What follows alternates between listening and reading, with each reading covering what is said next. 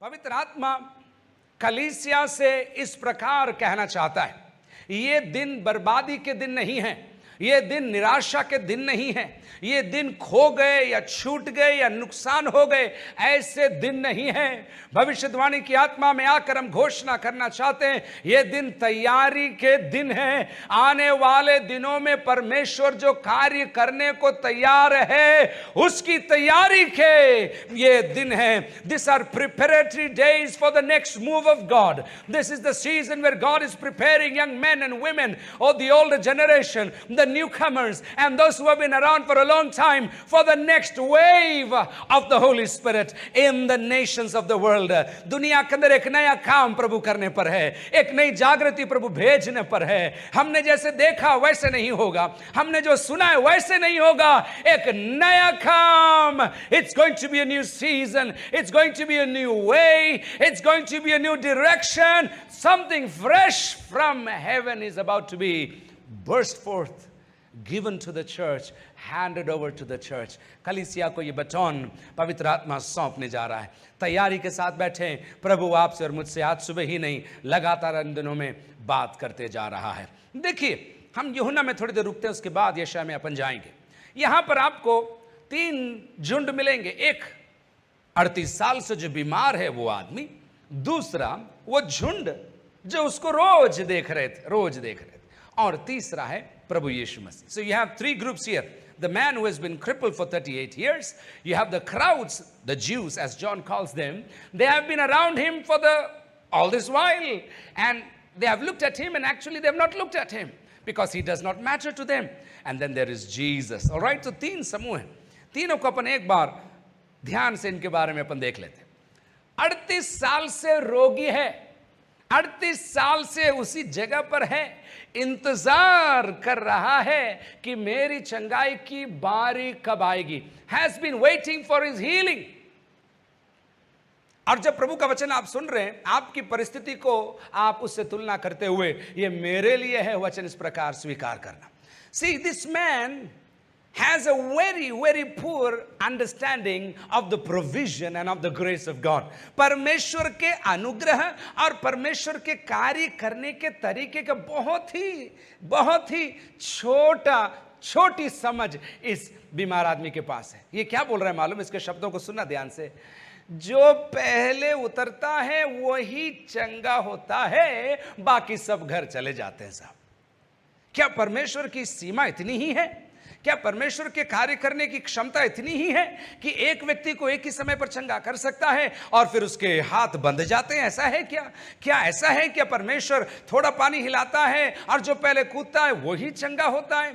इसकी सोच आप देखिए। हाँ, इसने देखा होगा, अनुभव किया होगा, लेकिन इसने अपने दिमाग के अंदर यह सोच बैठा ली है कि जो पहले जाएगा वही होगा, बाकी का होने वाला नहीं है, अगली बार देखेंगे। Let's wait for the next opportunity. Let's wait for the next move.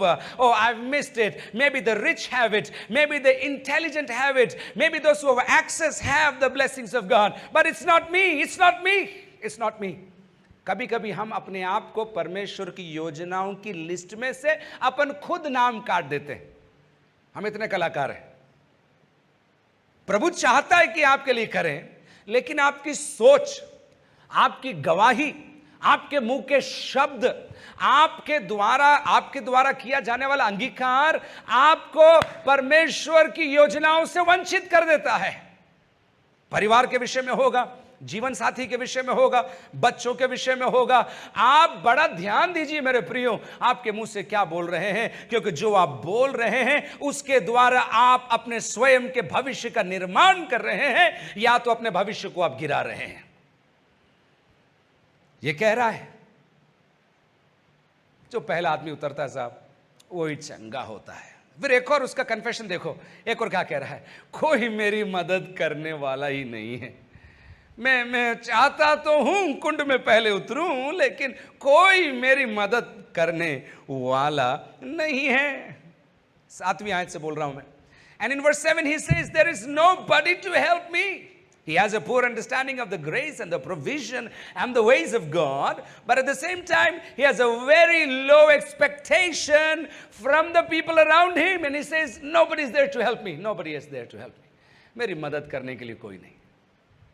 अगर कोई मदद कर देता, कोई हाथ बढ़ा देता, तो मैं कब के निकल गया होता। कभी कभी ऐसे बोलते हैं ना, उन्होंने अगर मेरी मदद करी होती, उन्होंने अगर एक साइन कर दिया होता, उन्होंने एक हाथ बढ़ा दिया होता, मेरे हाथ में कुछ दे दिया होता, तो मैं यहाँ नहीं रहता। मेरे प्रियो, मनुष्यों के हाथ से आपके भविष्य को लेने की अनुमति एक विश्वासी को नहीं है। A believer does not have the right to receive his future blessings from the hands of man. God has prepared a future for his church. God has prepared a future for his families. God has prepared a future for you, and you better receive it from the hands of God.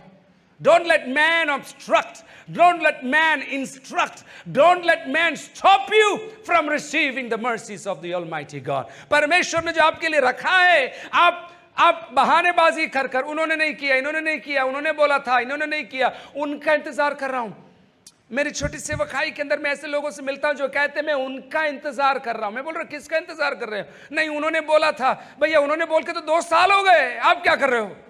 मैं wait कर रहा हूं। नहीं, मनुष्यों के इंतजार नहीं। आज सुबह एक विश्वास अपने जीवन के अंदर जगाइए, मनुष्य नहीं, मेरा परमेश्वर उतर कर मेरी मदद और सहायता करने के लिए आने वाला है, आने वाला है, आने वाला है। ऐसी सोच रखने वालों से मैं कहता हूं, मैं अक्सर आप कड़वाहट से भर जाएंगे, कड़वाहट से। मैं सोच रहा था वो मेरी मदद करे, उन्होंने किया नहीं।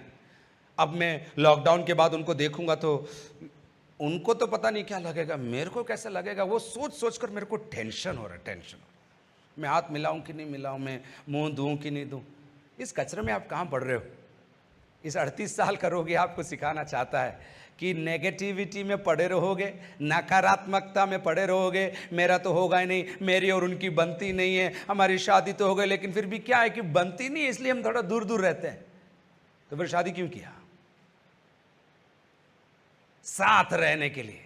वो विश्वास से आज घोषणा करके बोलिए, प्रभु मैं और मेरा परिवार साथ रहेंगे, भक्ति करेंगे, यीशु की महिमा करेंगे, हमारे घर में आशीष रहेगी, हमारे घर में बरकत रहेगी। जुबान का इस्तेमाल प्रभु की महिमा के लिए और आपके स्वयं के भविष्य के निर्माण के लिए आप करना शुरू करिए, क्योंकि ये आपको कुछ सिखाने जा रहा है।